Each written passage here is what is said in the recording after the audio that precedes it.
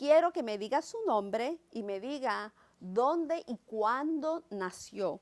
Y también un poquito de su familia. Mi nombre es Julio César Lugo Ramírez. Nací en el pueblo de San Germán, Puerto Rico, en el 18 de abril de 1927. Tengo en la actualidad 88 años. ¿Qué me puede decir un poquito de su familia, de cuando era Mi joven? mamá era maestra, profesora y directora de escuela y después fue catedrática de la Universidad Interamericana en San Germán. Estudié en San Germán y después acá en la Universidad Interamericana y en la Universidad de Puerto Rico. Pero ¿ustedes eran de una familia grande o estaban cómodos, económicamente estaban bien, verdad? Sí, mi papá era policía y mi mamá maestra, pero en aquel entonces los sueldos no eran altos, pero se vivía muy bien. El gobierno los clasificaba siempre como familias de clase media. Y tenía muchos hermanos. 2 hermanos más. Okay. ¿Usted fue el único que sirvió en el ejército? No, los otros 2. El mayor era ingeniero civil y fue hasta coronel del ejército. Y el hermano menor es ingeniero agrónomo, que todavía existe, y fue y lo destacaron a Francia. A mí fue el único que originalmente me mandaron directo para Corea. Cuando empezó la guerra de Corea que me llamaron. Ok, pues cuando, antes de ingresarse al ejército, ¿qué estaba haciendo? ¿Estaba estudiando? ¿Estaba trabajando? Y dígame qué sabía del inglés, si se sentía cómodo con el inglés. Estaba trabajando de empleado civil, pero en la policía. Y tenía que ser de la policía y entonces para poder trabajar en aquel, después eso se modificó. Y no estaba trabajando, entonces me dieron permiso, o sea, para que ingresara al ejército, Y porque me usted, llamaron. y usted ¿hasta qué grado terminó antes antes de entrar al ejército? Ah, lo que llaman 4º año, 12º grado. Y usted, hablaba inglés, se No defendía. entendíamos el inglés igual que ahora, pero no lo hablamos fluentemente. Cuando yo le haga una pregunta, trate de esperar que yo termine para que no haya una voz encima de la Sí, otra. el Eh, double feeding. sí, sí, sí. Entonces yo quiero saber cuántos años tenía y qué mes y el año fue que lo llamaron o usted fue de voluntario. Tenía cuando me llamaron a servicio 21 años y medio. Y ¿Cuándo fue eso? ingresé el 7 de noviembre de 1951 y estuve hasta activo hasta octubre o noviembre del 1953 y después quedé en reserva y así completé 33 años de servicio combinados entre la reserva y Guardia Nacional, civil y aérea. Yo quiero saber eh, cómo se sentía usted sobre el servicio obligatorio, porque a usted lo llamaron, ¿verdad? Y eso es, a los puertorriqueños están obligados, aunque éramos territorio. ¿Cómo se sentía usted acerca de eso? Corrijo, no somos para los efectos militares, la ley es la misma que a los estados, no dividen por territorio, sino que es lo mismo. Y entonces todo el mundo estaba contento y para los efectos todo el mundo iba voluntario, deseo de servir, porque la Guardia Nacional, el grupo militar antes de Estados Unidos obtener su independencia, ya tenían un grupo que pertenecían al ejército de los Estados Unidos. Fue el primero antes de los militares.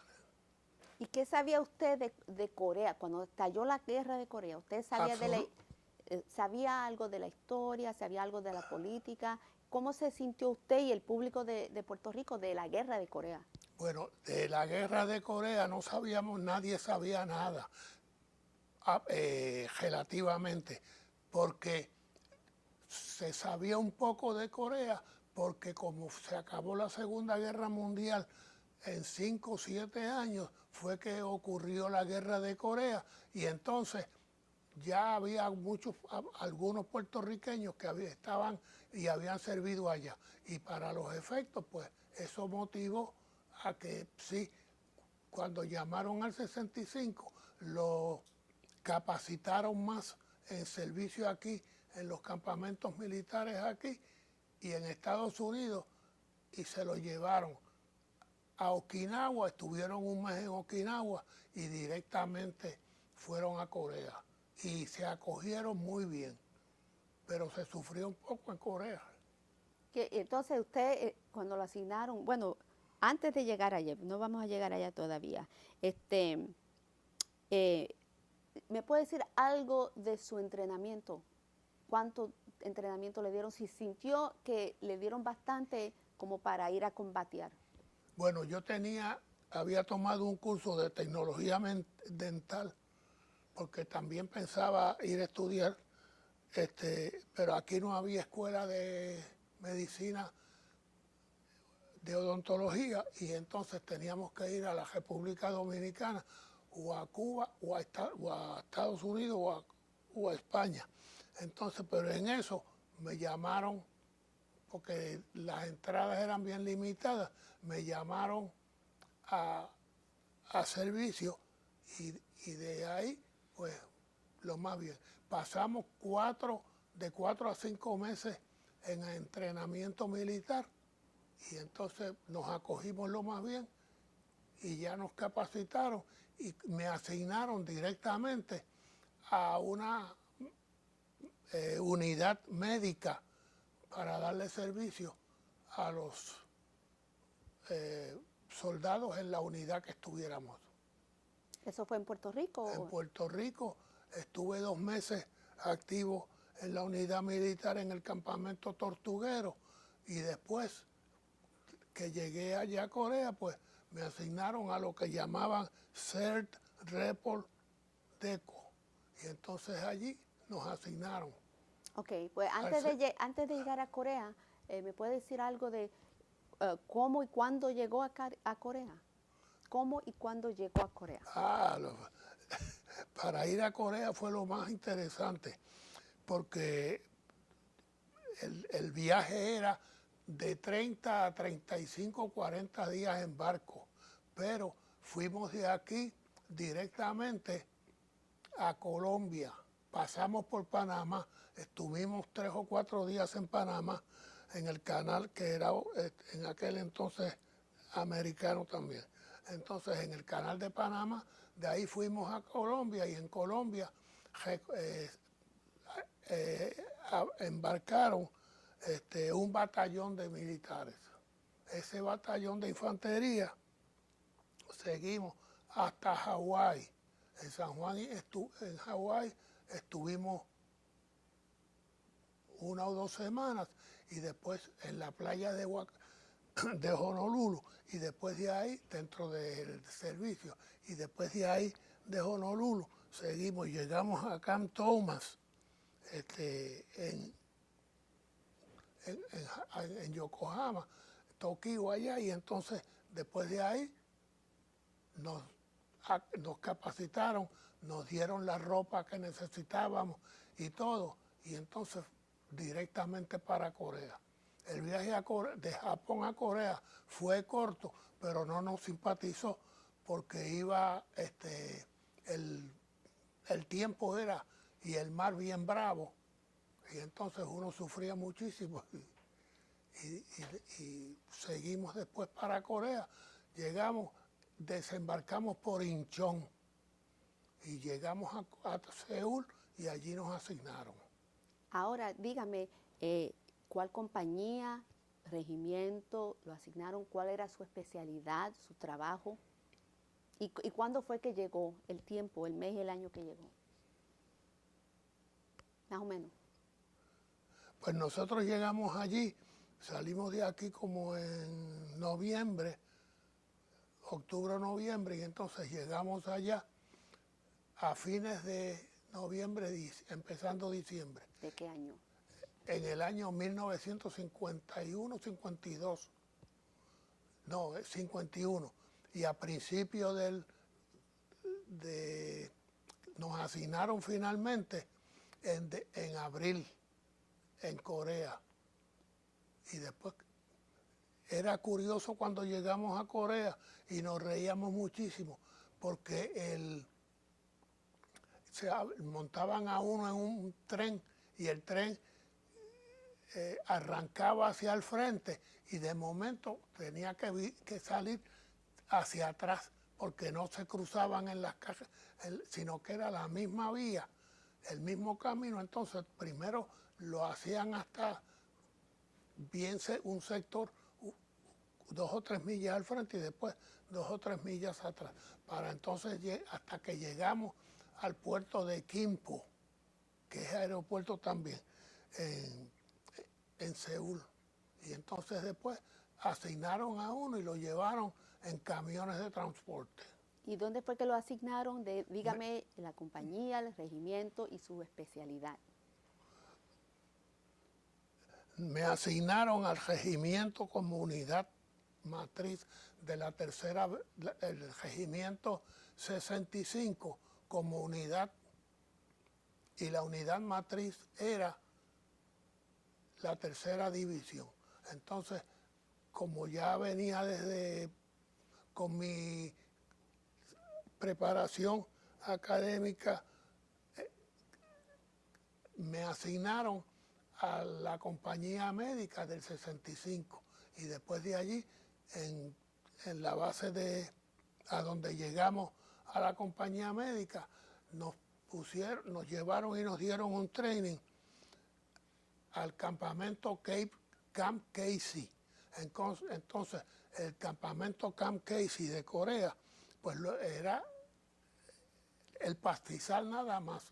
Nos montamos unas casetas y allí en una caseta recibíamos el training y cómo se hace el trabajo, y en las demás donde uno tenía que estar durmiendo y para comer y demás. Entonces de ahí nos pusieron con otras unidades militares también a hacer el campamento Camp Casey originalmente. Después de ahí se terminó como al mes o a los 2 meses, nos asignaron, fuimos directamente a las unidades que originalmente nos habían asignado, y ahí al regimiento 65, el grupo médico, y seguíamos. Entonces, usted fue medic en el tiempo que estuvo. Usted Yes. tuvo que rescatar cuando estaban en las líneas los heridos. Medical aidman. Dígame algo de ese trabajo suyo.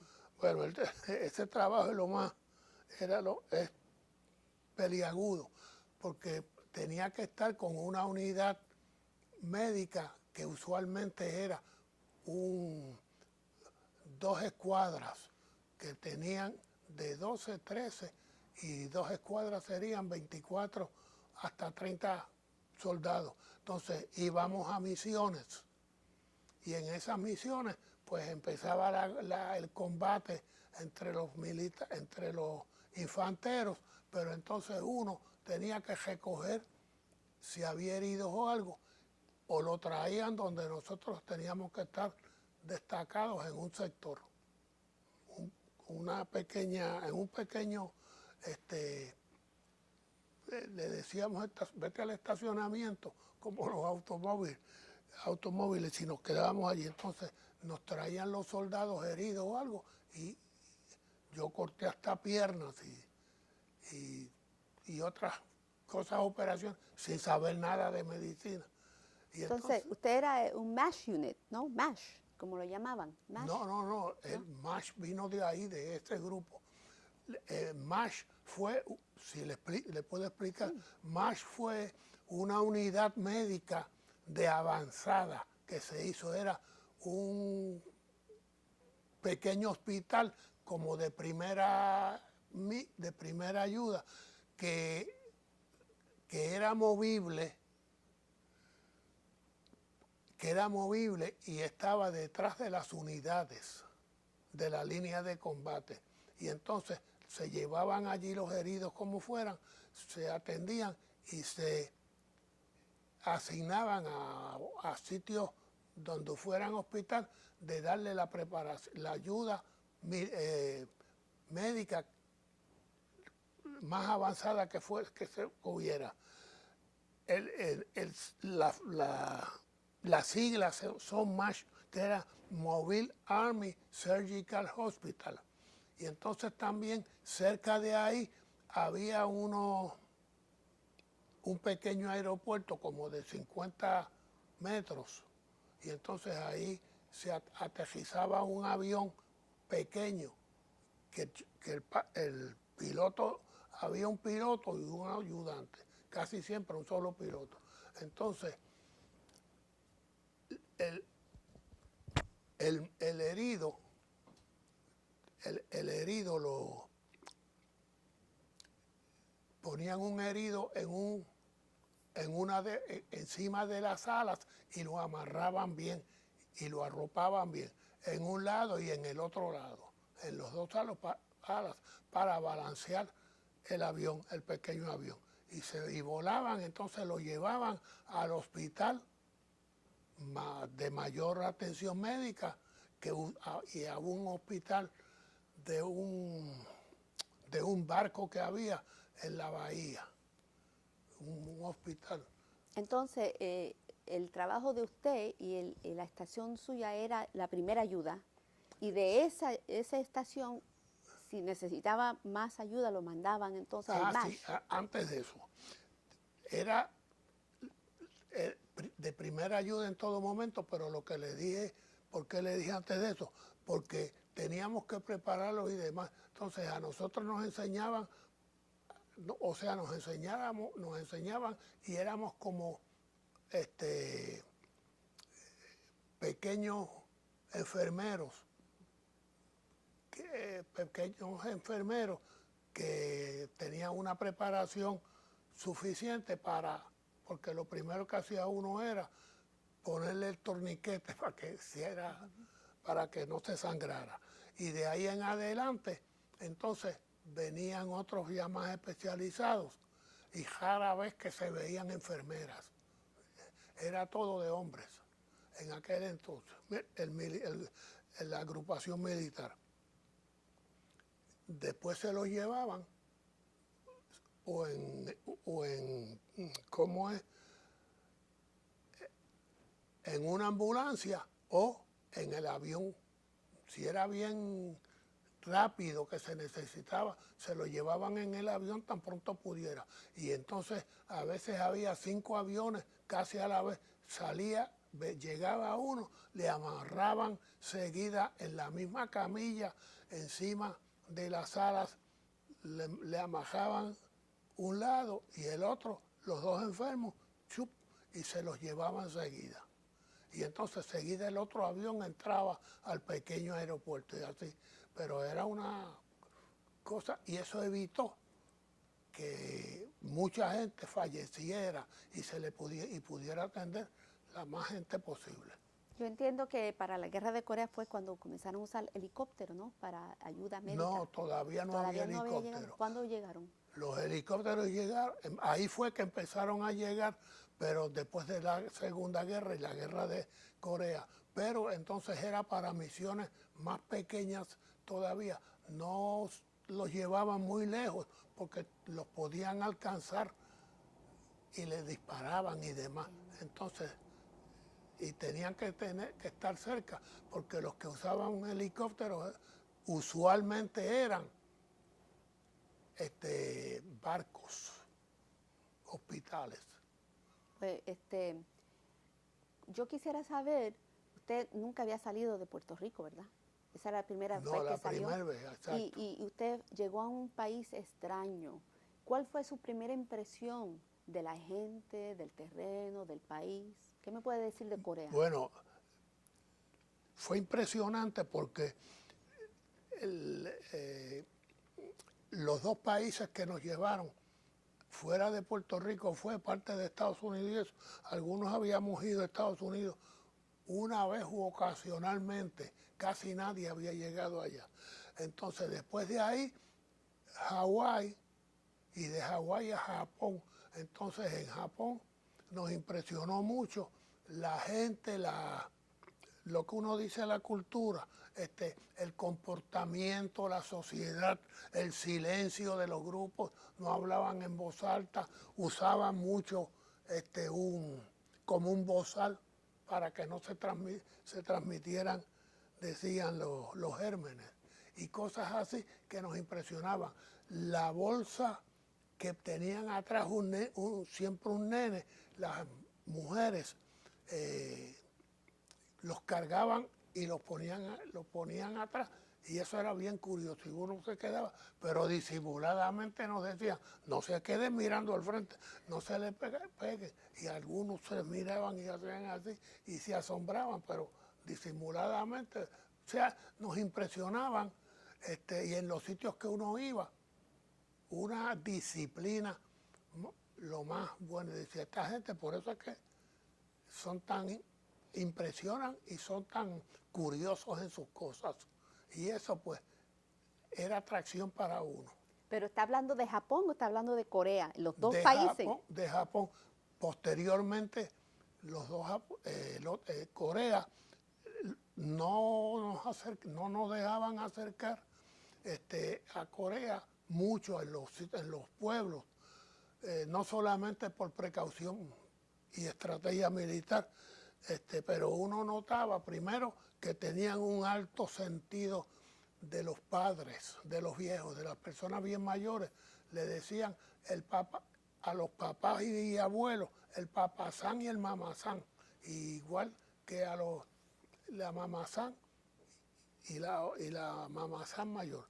Entonces esas personas, como que ¿cómo es? La reverenciaban, pero bien, mucho.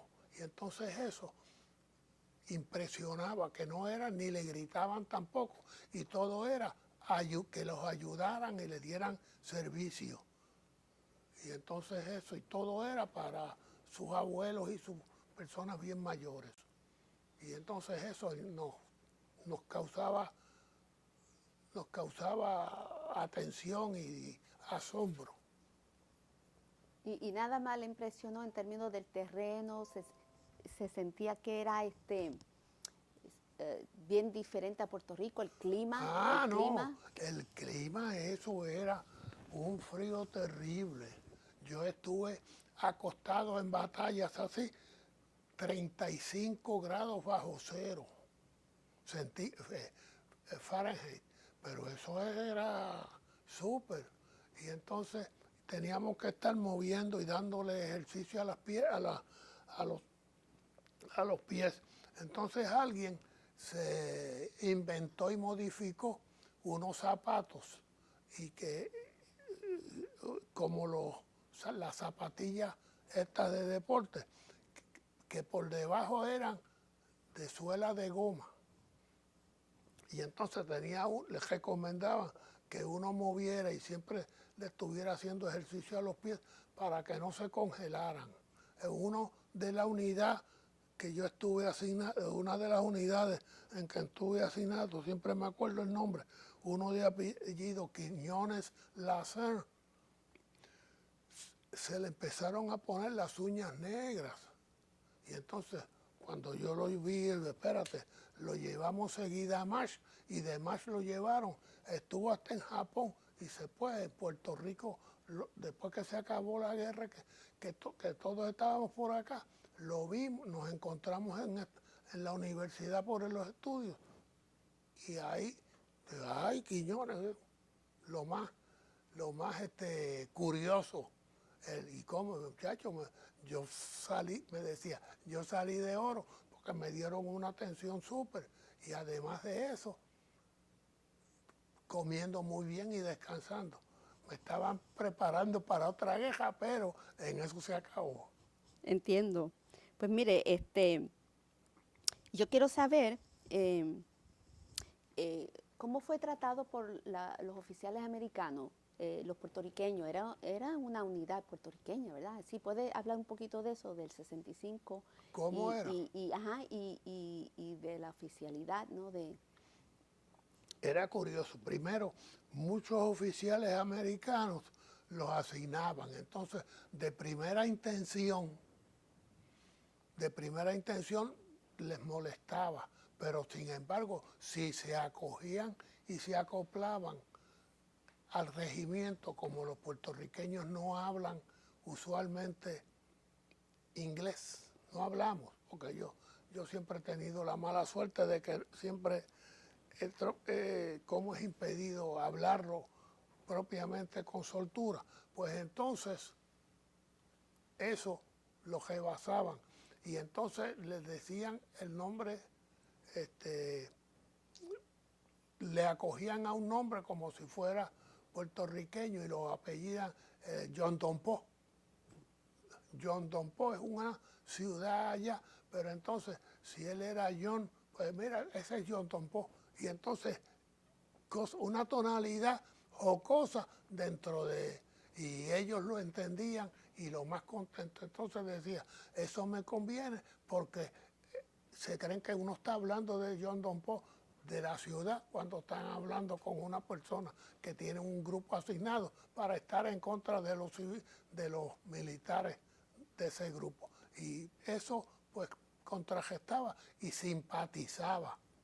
Y muchos americanos les gustaba estar porque los puertorriqueños eran bien, lo que uno dice, fajones en los combates o en las misiones que le daban, y cuando le decían hay que hacer esto, allá es que vamos. Y entonces eso pues era también medio machismo, pero eso resultó. Y eso es como una característica natural de que uno tiene. Pues entonces en realidad no tuvo problemas, no sintió discrimen. No, al contrario, no, con nosotros no. Y el idioma, y con el idioma no. Lo más bien, porque el idioma de aquí, dentro de que yo no lo hablo, pero lo entiendo lo más bien. Yo después seguí estudiando y todo, y estudié hasta estudié y trabajé un año de exchange teacher en Estados Unidos, en Filadelfia, y seguí y estudié después antropología social. Entiendo. Pues mire, yo quiero saber, usted no fue herido ni recibió ninguna Sí, medalla. pero levemente. Explíqueme un poquito de eso. Bueno, estábamos, yo ni me acuerdo el sitio donde fue. O sea, el sitio sí, pero ¿cómo es que se llama el sitio? Fue en el 19, del 19 al 2021, hasta 22 de septiembre, cuando los combates de del puesto de observación del Monte Kelly, le decían. En el Monte Kelly, que fue donde estuvimos ahí, pues yo recibí cortes, digo, raspaduras y leves en los pies, pero se me hincharon las rodillas y demás. Yo mismo referí, en esos referí 28 soldados al cuerpo médico de un MASH que había cerca detrás de nosotros. Fuimos allá y después que se acabó yo fui y le dije, yo quiero que hacerme esto, y se rieron de mí. Y yo le dije, no, si yo no vengo aquí a buscar medalla. Tú dices, ¿tú vienes a buscar medalla? Le digo, no, yo vengo a que me cure porque se me hincharon los pies y es que tuvimos que correr y huir por un rice paddy que había y el agua hasta apestaba y todo, porque con excremento era que también que se usa de abonar como abono. Y entonces parece que todo eso se me infectaron un poco. Pero después tuvimos que seguir al otro día que amanecimos, y al amanecer como de 4:30 a 5, 6 de la mañana, se me estar caminando por los hierbajos y demás que había, pues eso me limpió y me quité los zapatos y demás y me lavé bien. Entonces le dije, no, yo vengo aquí a ponerme alcohol, porque todo el alcohol que yo tenía se me acabó. Con el equipo como Medical Aidman se me acabó dándole servicio. Entonces se echaron a reír. Muchachos, lo tuyo, me dijo uno, lo tuyo es un cuento de película, le dije. Entonces, sin embargo, yo le dije, ay, yo no vengo a buscar medallas, y esas son, yo mismo me curo. Pero ¿qué pasa? Yo no iba francamente a nada. Había un coronel ahí, no, lo que él dice, eso es verdad. Y entonces dijo, pero si este Lugo es el Aidman que ha referido 28 heridos aquí, que yo los mandaba como podía hasta el 8th Station. Y entonces se quedaron asombrados así. Me dieron un commendation de medalla bien alto. Pero después la tenía en casa lo más bien un día, pero no acá donde vivo ahora, que vivía en el reparto metropolitano. Hubo unos aguaceros terribles y por una endija se metió el agua y donde estaba eso me mojó la caja y se mojó y ya boté. Pero mire, usted puede solicitar esas medallas de nuevo y se las mandan. Así que tiene que ir al VA Center y le ayudan a solicitar esas medallas. Aquí, Sí. pero ya. No, hágalo. Pues mire, yo quiero saber algo. Entonces usted no estuvo allí durante la batalla de Kelly Hill porque La se batalla fue porque de Kelly Hill, el monte de Kelly. Sí. Pues entonces, porque estaba herido, ¿no? No, yo pero fui. regresó. Sí, no, yo estaba. Porque yo entiendo que el 65 sufrió un mayor número de bajas en Kelly. Sí, pero lo que ¿Pero pasó, qué me puede decir de eso, de esas bajas? El monte Kelly era, lo que pasó fue que el monte Kelly era que hacía como una semana que estaban unidades bien en posiciones y vinieron los chinos y la atacaron. Y muchísimos heridos hubo, y entonces estaban debilitados ya los que quedaban, muy debilitados. Y los chinos ahí subieron al monte y todo. Pero ¿qué pasa? El capitán Garibaldi Ortiz, me acuerdo del nombre porque después trabajamos juntos, el capitán Garibaldi Ortiz pidió fuego de artillería encima de ellos y bombardearon y demás. Los chinos se retiraron y como uno dice, cogieron a soldados puertorriqueños que estaban hasta casi heridos y que no se podían mover y sin dormir 3 o 4 y 5 días. Los sentaron encima como si fuera encima de booby traps. Le decían, si te mueves de aquí, vuelas. Y uno o dos también le pasó eso, pero en resumidas cuentas lo hicieron. Y ahí pidieron atención. Entonces, al pedir reemplazo, le enviaron el reemplazo, la compañía, la A o la E o la C que había, casi las eliminaron.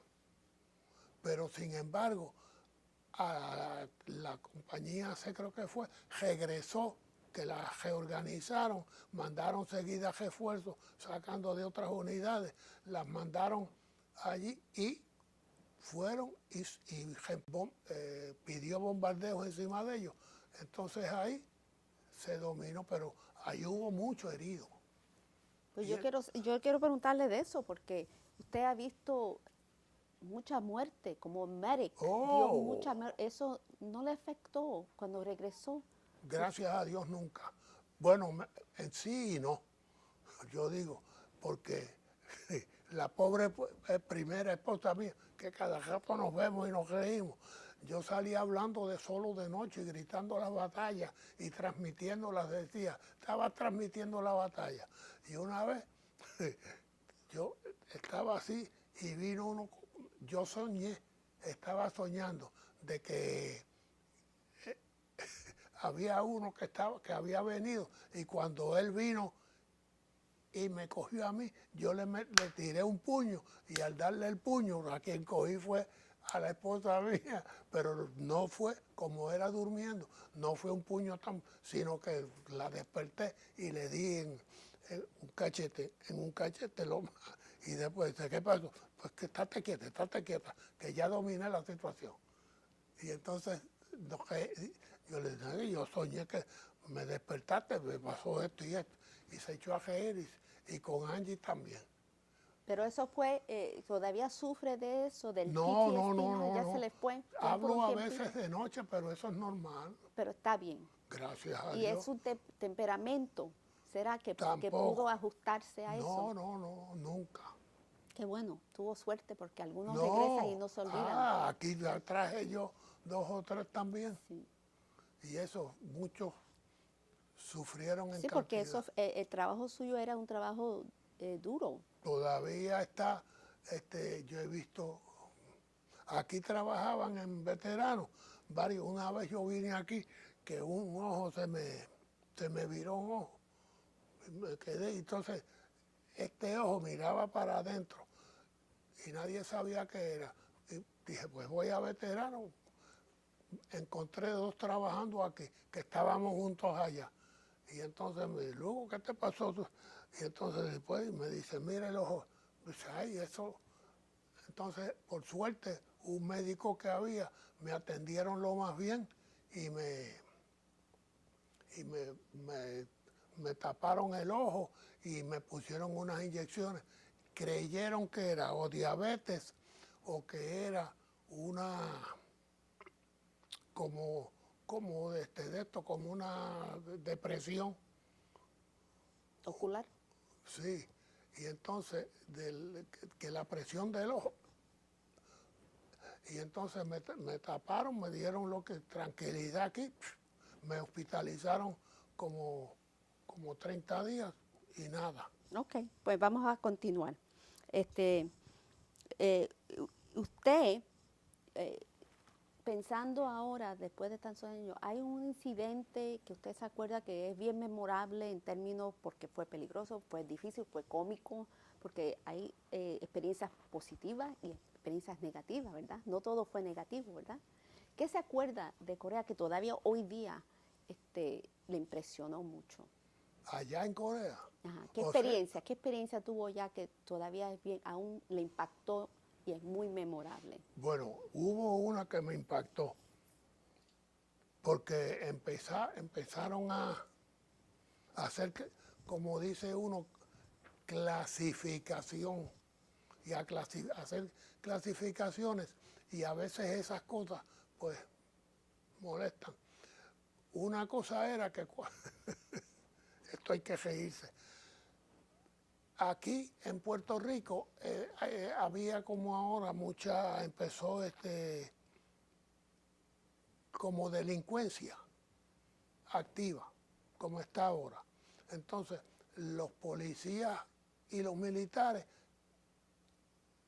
cogían esos supuestos y delincuentes de verdad, le decía, vamos a hacer una cosa, como ahora la ley militar, la ley del servicio militar obligatorio los obliga, los aguantaban y los metían en la cárcel y se firma voluntario y te vas para Corea. Y así se resolvió muchísimo.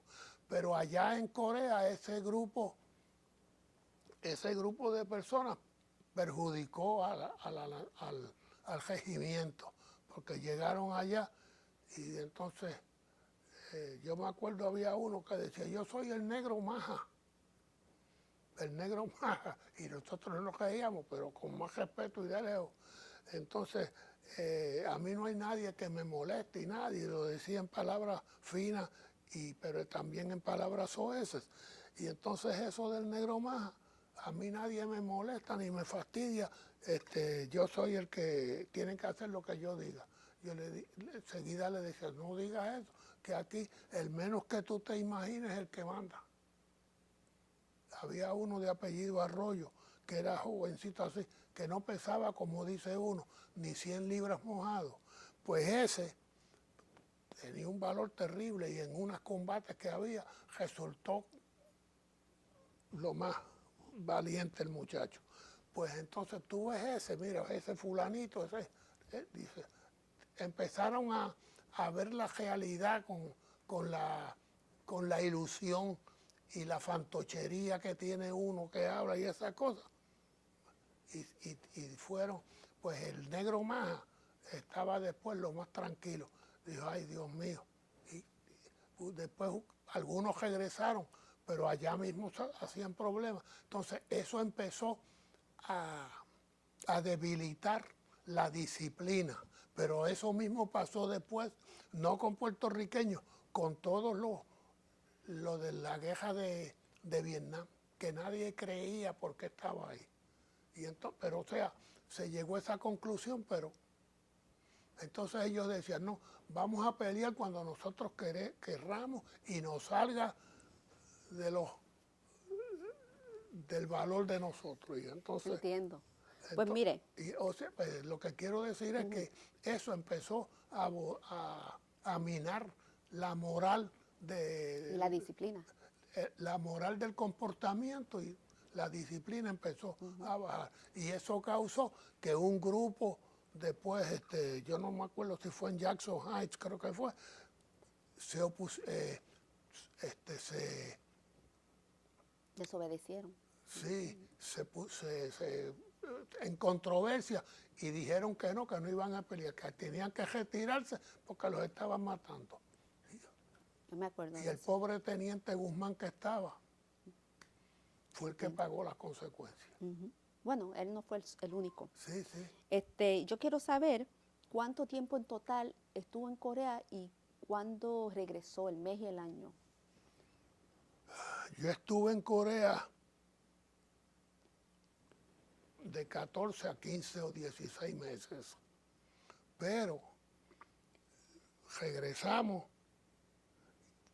en un barco también y fuimos a Filipinas y el barco se tardó más o menos lo mismo, pero después que estuvimos aquí, entonces seguida me querían mandar para Alemania y el error de mi vida fue no haber ido, porque lo más bien, y entonces así, pero Corea fuera del combate, como ya se ve, en eso era el final ya de la guerra, porque cuando estábamos en un búnker que era como este salón aquí ahora, metidos en un hoyo, tapado, bien cubierto y todo, que ese era lo que decíamos nosotros, el búnker de Hitler. Estábamos ahí con el hospitalillo y todo ahí, pues entonces por fuera uno oía los disparos cerca y demás, pero lo más bien. Y así la pasamos como un mes y después del mes, ¡chup!, se acabó la guerra. ¿Qué fue? ¿Cuándo fue que regresó a Puerto Rico? El 23 de julio de 1953 o 54. Estuvo casi 2 años allá en Corea. Sí, Casi 2 años. 21 meses. Okay. Pues mire, y yo quiero saber, porque usted se quedó en el ejército. No. Hábleme, usted no fue militar, no se retiró. Sí, pero de reserva y Guardia Nacional Aérea. Ok, y quiero que me hable un poquito de eso. ¿Por qué se quedó? ¿Por qué hizo su vida el ejército, la milicia? Lo que pasa es que la generación, la juventud de esa generación, de lo que uno dice su generación, todos habían sido militares y todos se fueron voluntarios. Entonces eso me simpatizó a mí. Y después, como los sueldos eran tan bajos, cuando vine de allá de la guerra, yo decía, no, yo me quedo trabajando. Yo ganaba allá $250, pero el sueldo aquí era $50 mensuales. Y ay, yo tengo mucho, pero en eso me casé y eso me hizo ver la vida de diferentes formas. Y un día estoy en San Juan, parado en San Juan en una esquina, y viene uno que por cierto era primo mío, un sargento mayor, Amadeo Lugo, y dice, mira, te estoy esperando que tú tienes, o sea, la ley militar era por 8 años que llamaban, 2 años en servicio activo y 6 de reserva. Entonces ya yo había ido mis 2 años de servicio activo y ya empezaron, dice, sí, y tenía que ir de 15 a 30 días anualmente a hacer campamento, un retraining. Y entonces yo estaba, y me dice, bueno, tienes que venir y si no, te mandan a servicio activo. Y yo dije, ay, yo no quisiera ir más a servicio activo porque esto está fuerte. Y mandan otra vez a uno a Corea y Corea está bien, está muy lejos y eso, y es buenísimo, pero allá ahora están recogiendo muertos y era un problema. Entonces me dijo, no, pero con esto te ayudas militar, te ayudas en la civil. Y el estar yo, ¿cómo es? En la reserva, pues me obligaba y yo necesitaba, y ahí me voy a quedar y estar en la reserva, en la Guardia Nacional de la Reserva y después la Guardia Nacional Aérea, pues ganaba como si yo trabajara por fuera y tuviera cuando lo que hacía era 2 días al mes estar, y eso era Entonces, en total, ¿cuánto tiempo sirvió? 33 años y 20 y pico de días. ¿Dividido cómo? Completo todo. ¿Entre cuántos años en uno y cuánto en otro? 2 años en servicio activo y el resto Guardia Nacional, o sea, en reserva. ¿Y qué hizo en su vida civil? ¿De qué trabajó? Seguir estudiando y trabajé de profesor, de maestro de intercambio, 1 año y 4 años en el departamento, pero así estudié, terminé el bachillerato que había dejado, hice el bachillerato, terminé el bachillerato, estudié el máster y después trabajé en la Universidad de Puerto Rico hasta que me jubilé hace 20 años. Ok. Ahora, yo quiero hablar un poquito acerca de Corea y después terminamos. ¿Usted nunca más regresó a Corea? Me invitaron, pero no fui, y Angie, porque había que pagar, y dije, no, y eso cuesta $3,000 y pico, y tenía 2 hijos en la universidad, dije, En el programa que tiene el gobierno de Corea para regresar a Corea, usted dice, el programa que ellos tienen un programa que invitan a los veteranos a regresar a Corea. Sí, él le puede contar. Hablamos de eso. A visitar nada más. Le pagan cierto porcentaje, el porcentaje mayor para una semana, yo creo, pero le hablamos de eso ahora, ¿ok? Yo quiero saber si usted, me imagino que tiene una imagen de un retrato en su mente de cómo se veía Corea antes, cuando usted estuvo allí durante la guerra, y ahora, cómo se ve ahora. No sé si sabe cómo está ahora. ¿Y qué opinión usted tiene de ese antes y ese después? Con excepción del problema del roce político y social que hay entre Corea del Norte y Corea del Sur. Allá nosotros aprendimos de que Corea del Sur es quien produce y Corea del Norte no, por el clima y cosas así. Entonces, Corea del Sur tuvo la suerte de que, digo la suerte porque se dio cuenta de que podía desarrollarse con la ayuda de la tecnología americana. Y eso ayudó que aplicando y demás, entonces se reconstruyó también, no solamente políticamente, sino que se reconstruyó, porque se dio cuenta del tipo de gobierno que no es bien democrático, sino que tiene, dicen ellos, como China, pero entonces son más bien bien autocráticos. Y entonces eso hizo que ellos rebasaran todo, se prepararon, tienen una buena universidad, entonces se desarrolló y todo eso ha hecho que la Corea del Sur se haya preparado y desarrollado muy bien y ha sido uno de los países, si se dice que es el país que más ha desarrollado, que más se ha desarrollado desde después de la guerra. De ahí para acá es el único que ha, ¿cómo decir? O sea, que ha visto el mundo de diferentes maneras. Políticamente empezaron a veces medio bullicio y esas cosas, pero dijeron, no, los demás quieren. Corea del Norte entonces, no, que siempre estuvo con influencia rusa y chinas y demás, pues entonces eso dijeron, no podemos seguir porque eso es dictadura.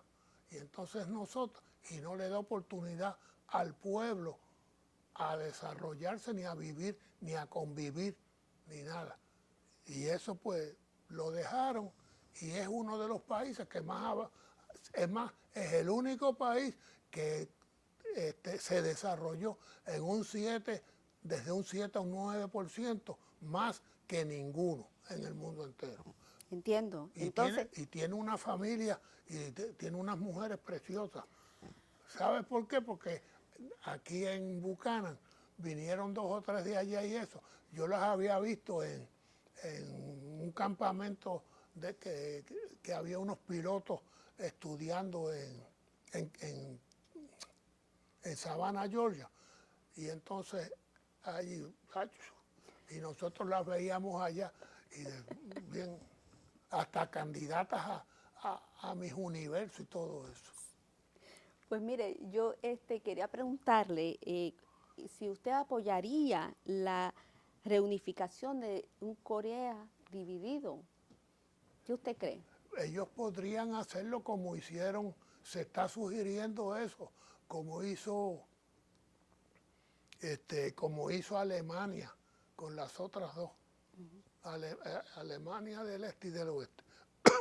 Pero el problema es que como Corea del Norte tiene un tipo de gobierno político que no da oportunidad a que nadie se desarrolle individualmente, pues esa es ni haya cambios políticos gradualmente, pues ese es el problema. Entiendo.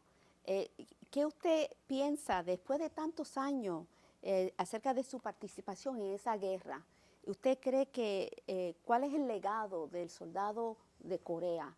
¿Y cuál es, si usted se arrepiente de su servicio o usted cree que hicieron un bien allá? ¿Qué opina de su participación en esa guerra?